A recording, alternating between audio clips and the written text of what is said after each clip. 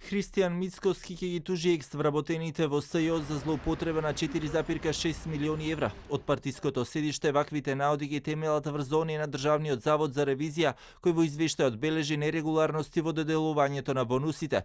Партиската комисија велат е задолжена ова да го тера институционално и да ги подготви тужбите. Донесена одлука од страна на извршниот комитет со кој се задолжува правната комисија на ВМРО ДПМН да состави правен тим кој ќе подготви кривични пријави и тужби за злоупотребите кои се направени од страна на специјалното јавно обвинителство, а кој ги потврди и нотира Државниот завод за ревизија за проневера тешка 4,6 милиони евра, пари кои биле исплаќани за високи хонорари, незаконски бонуси и плаќања надвор од делот за редовни плати без законска основа.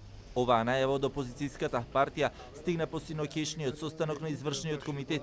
Сепак, 2 дена откако ВМРО ДПМН ја отвори темата за можен импичмент на шефот на државата, денеска од партијата на Мицковски воопшто не ја спомнуваат таа опција, само потврдија дека одлуките на Пендаровски за вонредните состојби нема да ги гласаат. Телевизија 24 вчера пресмета, ако ВМРО ДПМН реши да бара разрешување на Пендаровски за да почне постапка, им фалат цели 36 гласа. Вонредните состојби кои според устав треба да ги потврди собранието стојат во фиока и на власта и недостасуваат гласови. 18 од Бихачка и денеска нема одговор како ќе ги обезбедат. Само велат, односот на ВМРО ДПМН е несериозен. Процедурите во собранието мора да продолжат. Претседателот на парламентот е должен да ги стави одлуките за вонредната состојба до пратениците, бидејќи тие треба да расправаат по нив. Од албанскиот опозицијски блок пак дел од партиите на став дека некои од вонредните состојби заслужуваат потврда, но некој не.